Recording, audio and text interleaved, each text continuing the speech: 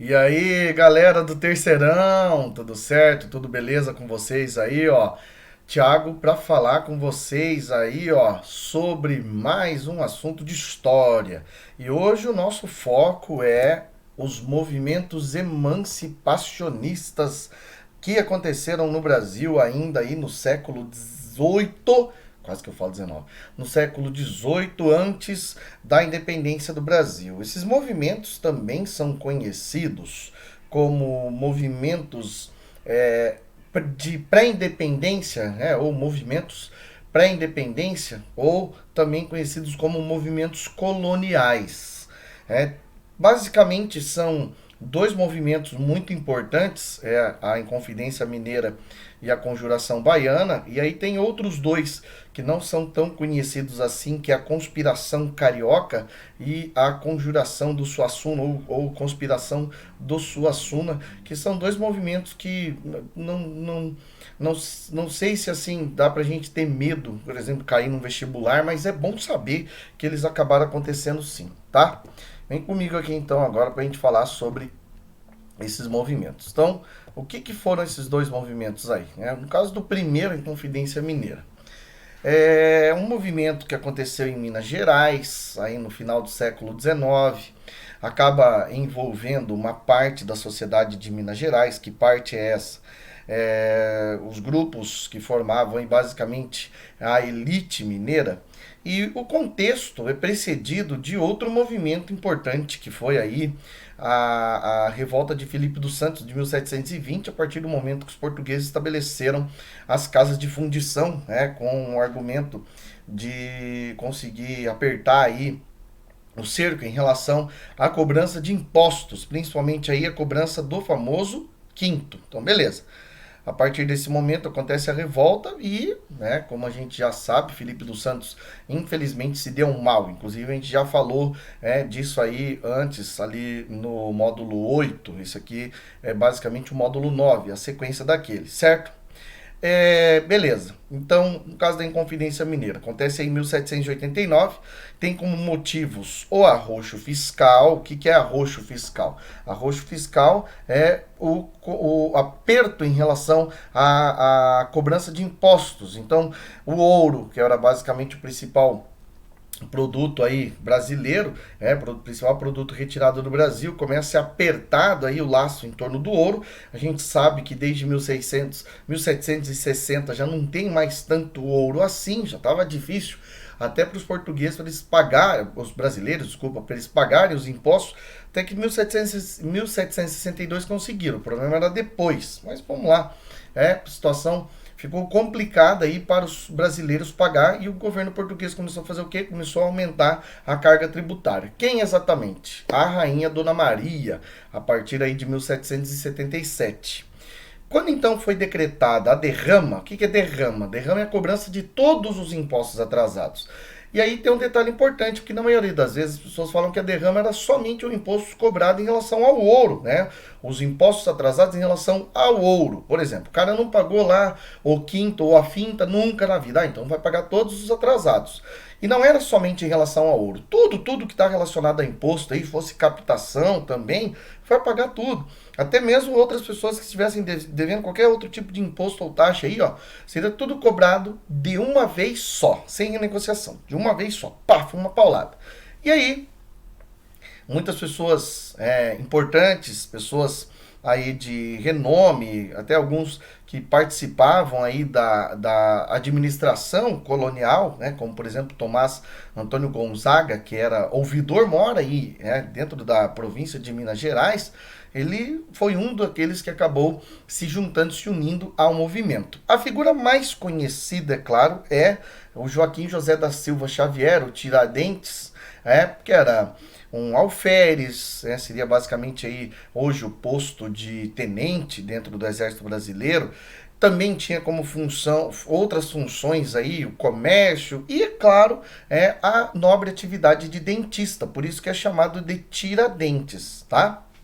Então, esse movimento foi muito influenciado pelo iluminismo e também pela independência dos Estados Unidos de 1776, e essas ideias circulavam muito aqui na colônia, e um fato que explica, né, porque do dia 21 de abril, recentemente comemorado aí como o dia de Tiradentes.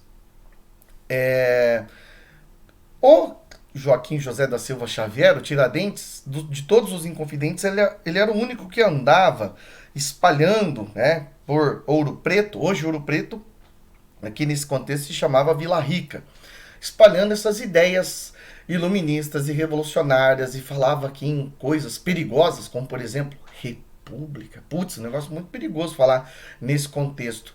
E aí, automaticamente, a partir do momento que o Joaquim Silvério dos Reis também participava do movimento, mas foi aí o delator, olha só, delação premiada, já acontecia desde o século XVIII. Vocês estão vendo como é que é?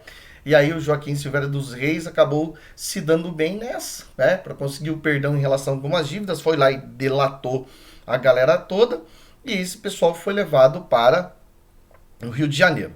Dentre os objetivos desse movimento, que tem caráter elitista, pelo fato de que a maioria dos envolvidos fazia parte das elites, não tem aí nenhum que é pobre nesse movimento, a não ser o próprio Tiradentes.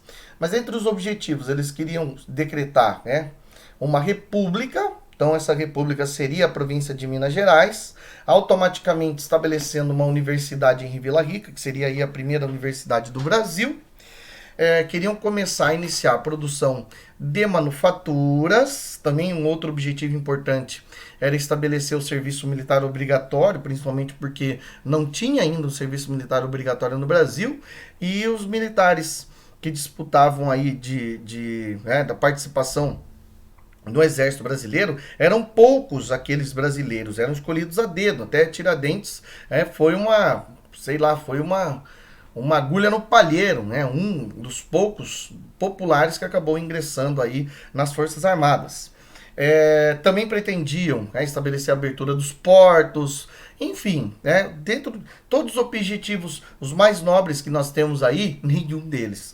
Pode ser que seja a construção de universidade em Vila Rica e o serviço militar obrigatório. E é claro, não podemos esquecer da redução dos impostos.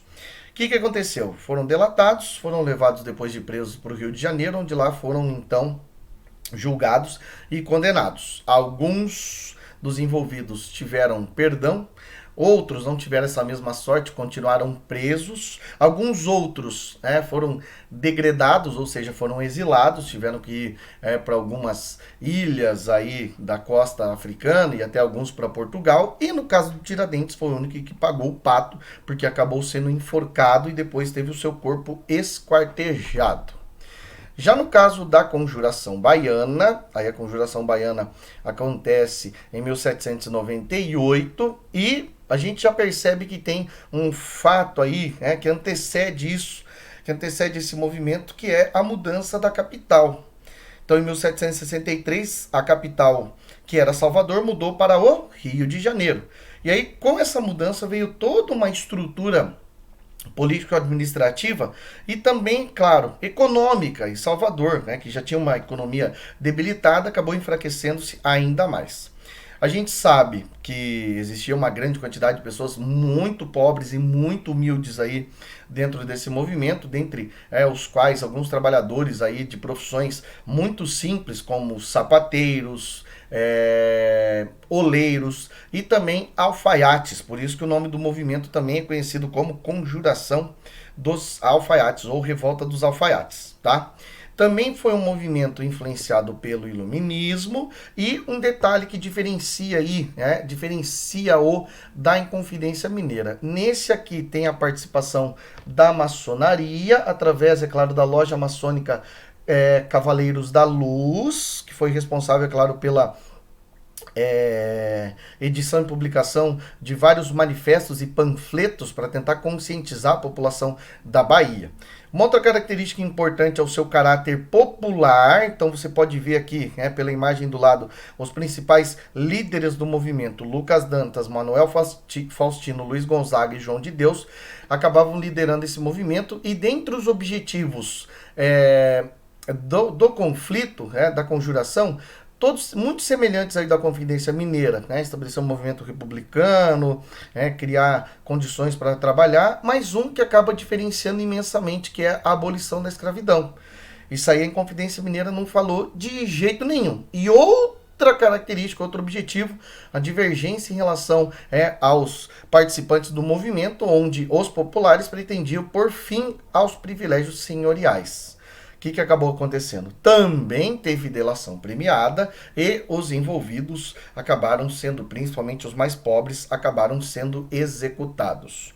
Os outros movimentos que eu falei para vocês aí, eles são um pouco diferentes, um pouquinho diferentes aí, no caso da Inconfidência Mineira e da Conjuração dos Alfaiates, porque esses aqui ficaram apenas nas discussões intelectuais, A Inconfidência Mineira até existiam reuniões para articular planos, como é que a gente vai fazer, nós vamos tomar o quê? Inclusive, no caso da Inconfidência Mineira, alguns dos envolvidos participavam do exército aí dentro desse contexto, então já tem algo um pouco diferente aí nesse caso, tá? Agora, a Conjuração Carioca, que basicamente acaba envolvendo aí a criação de uma casa literária, o centro, a chamada aí Academia Científica do Rio de Janeiro, os envolvidos ficaram apenas aí em discussões. E também a conspiração do Suassuna, que vai acontecer onde? Lá em Pernambuco, vai acabar envolvendo também só discussões, também envolvendo aí a maçonaria, onde aí também a Sociedade Literária de Pernambuco, além da maçonaria, mas só vai ficar na fase dos planos. O que vai acontecer com esses dois movimentos aqui? Eles acabam passando pela instauração de uma devassa. O que é devassa? Devassa é um inquérito policial para tentar investigar e ver qual é o grau de envolvimento dos indivíduos. Mas, no caso da Conjuração Carioca, demorou quase 2 anos para conseguir constatar que não tinha ninguém envolvido. E no caso da conspiração do Suassuna, logo no ano de 1796, ou melhor, até demorou um pouquinho mais, tá? Me enganei. Até 1800, esses caras ficaram aí conversando e se enrolando, e aí o governo descobriu, o governo da Dona Maria I descobriu, também instaurou uma devassa, mas não conseguiu encontrar nada que responsabilizasse aí esse pessoal. Certo? Meus amados e minhas amadas, eu quero que vocês peguem aí os exercícios que tem no finalzinho, tá? Dá uma olhada nos exercícios que tem aí no final, os exercícios de aplicação, depois os exercícios aí extras e os propostos. Façam eles para ver se vocês entenderem. Se alguém tiver alguma dúvida, tiver alguma pergunta aí, por favor, manda pra gente lá. Beleza? Saudade de vocês, um grande abraço e até mais.